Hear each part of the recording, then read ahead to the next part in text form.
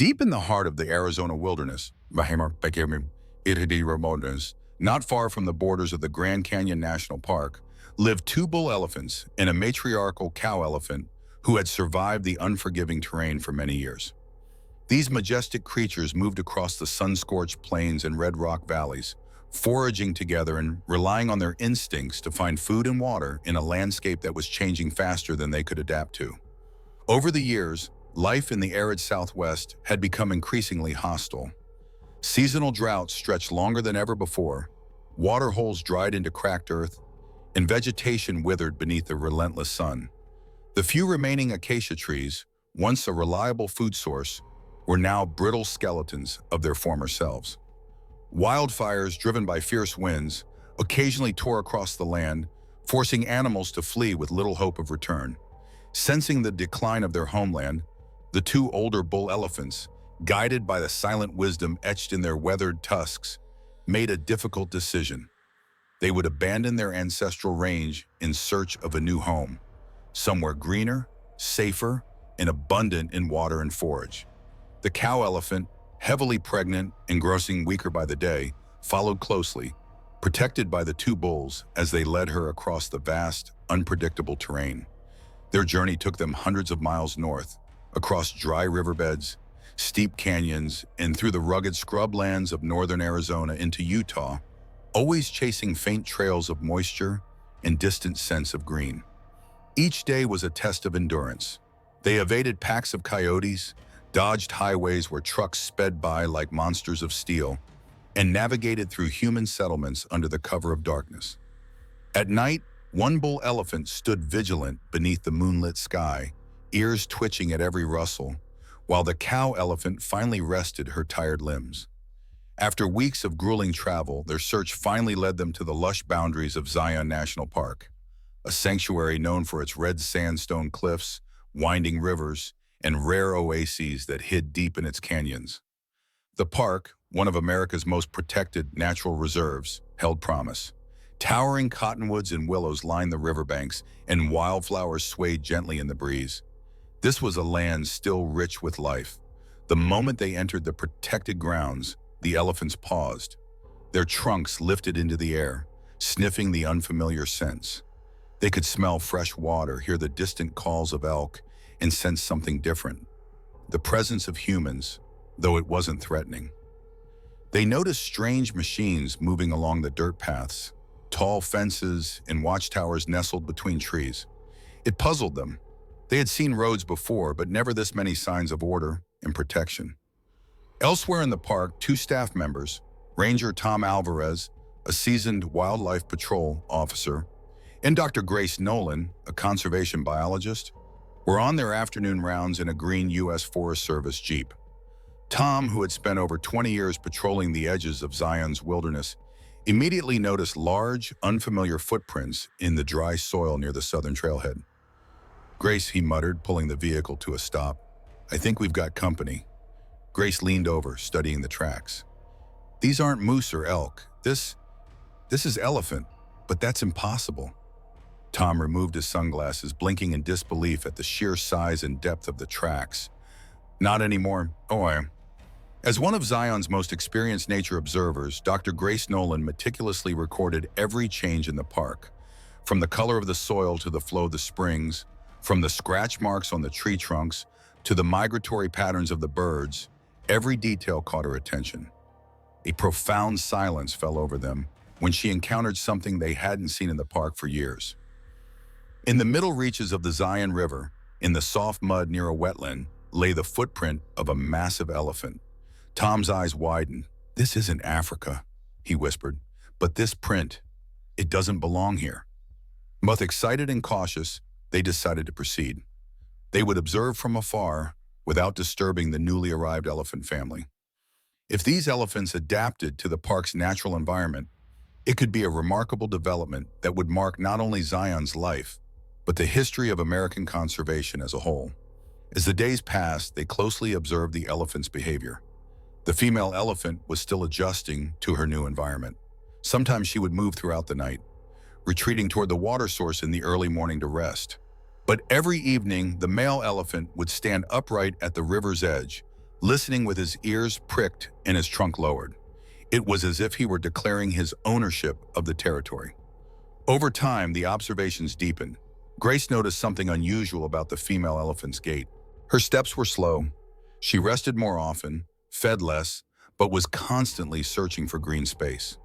"Tom," she said one morning as she lowered her telescope, "I think she might be pregnant." Tom nodded. "I was thinking the same thing. Did you notice how protective the male elephant is of her? He never leaves her side." Grace's eyes lit up. If she were truly pregnant, this could be the first natural birth of a protected elephant in America and a breakthrough in the scientific world. But just in case, they decided to wait patiently. 4 months passed. The seasons had changed, and Zion's valleys were adorned with yellow and red leaves. The female elephant's belly was now visibly enlarged. Her feet were heavy, her trunk swaying. She was tired, but her eyes held the peaceful light of motherhood. That morning, Grace wrote in her notebook, "The female elephant's pregnancy is now undeniable. She took 2 breaks today while walking. The male is still alert. Nature is about to offer us miracles." And that was just the beginning. Tom Alvarez set out early that morning with a sinking feeling. He had packed essential veterinary supplies in the back of his Jeep: emergency IV fluids, antiseptics, non-sedative painkillers, and long-handled pulse monitors. Something inside him was telling him, today is going to be an extraordinary day. Dr. Grace Nolan, meanwhile, kept her binoculars close. The female elephant's eating habits had changed recently. She was grazing less and resting more. Her eyes showed signs of fatigue and discomfort. In contrast, the male elephant's behavior had become increasingly protective. He was constantly on the lookout, walking in circles around her, listening intently for even the slightest sound. Everyone in Zion National Park hoped for a healthy, natural birth. But 2 nightmarish days awaited them. The female elephant's labor had begun, but the labor wouldn't progress.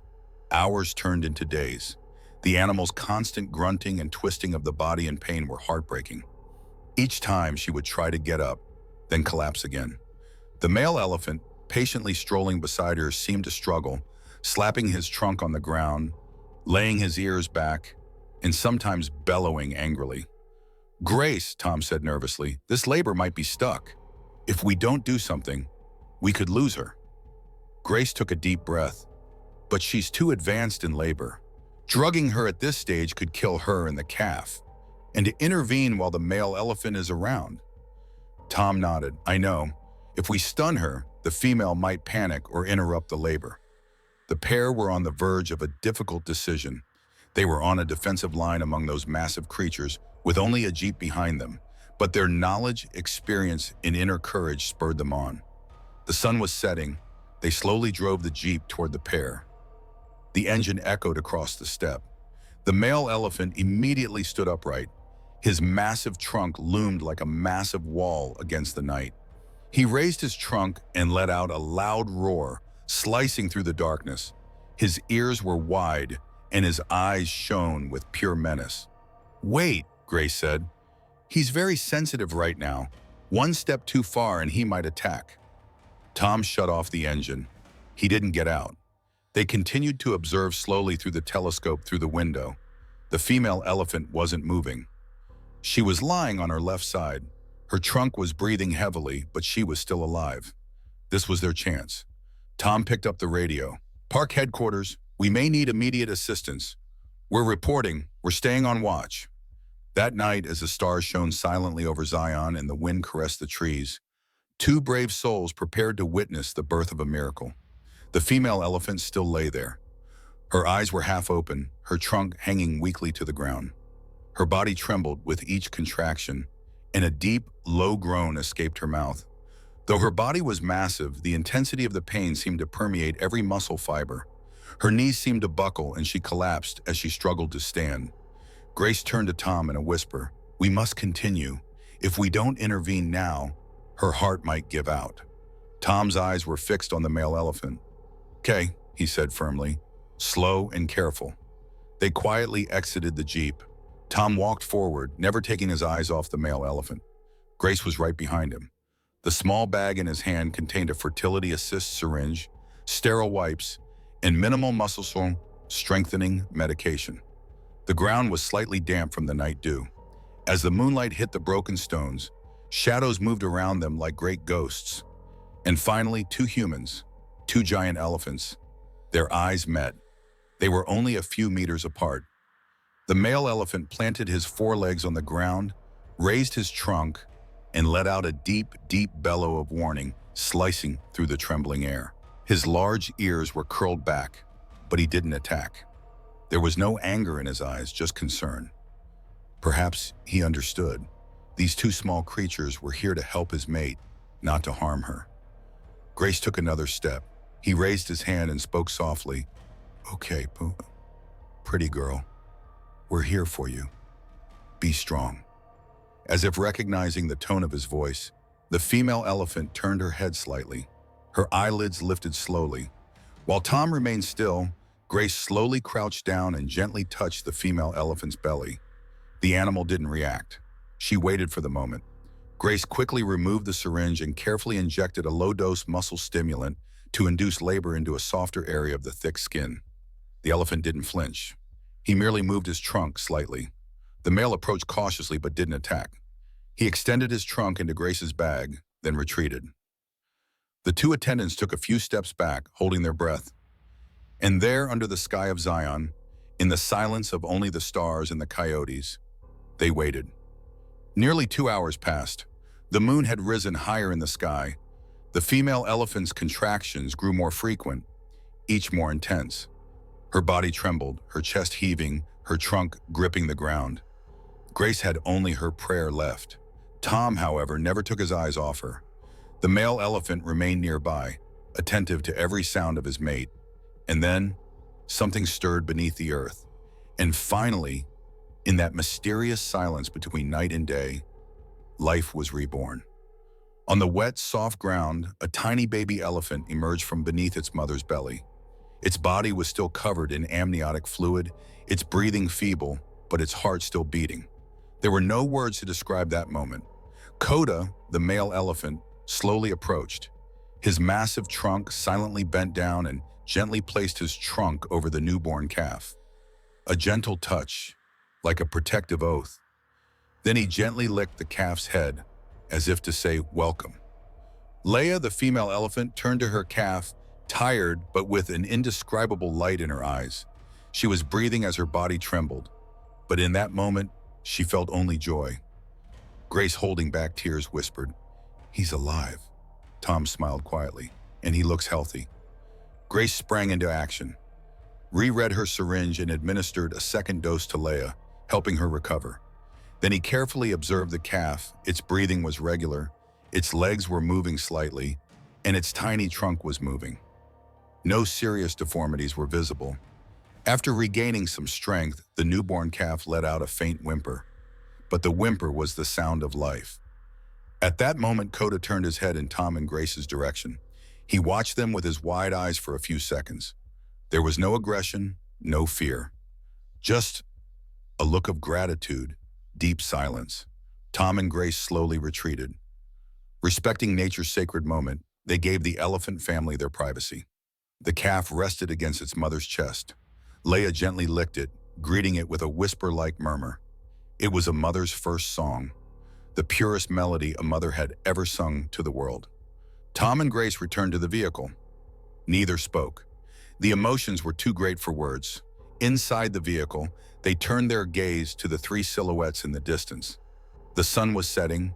A gentle breeze blew over the valley. That moment didn't belong to them. It belonged to nature.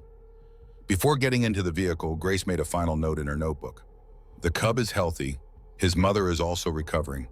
We've decided to name this family, male, Coda, a symbol of courage, female, Leia, a symbol of hope, cub, Mosi, the name of a new beginning. Grace still looked back as Tom started the vehicle. Coda lay next to Leia. Mosey was safe and warm between two giant bodies. As the vehicle slowly pulled away, the wind whispered a new story through the valleys of Zion. On the way back, Grace wiped her eyes. She murmured quietly, "We saved a life and witnessed a miracle." Tom, behind the wheel of the Jeep, gazed fixedly at the horizon. He smiled slightly.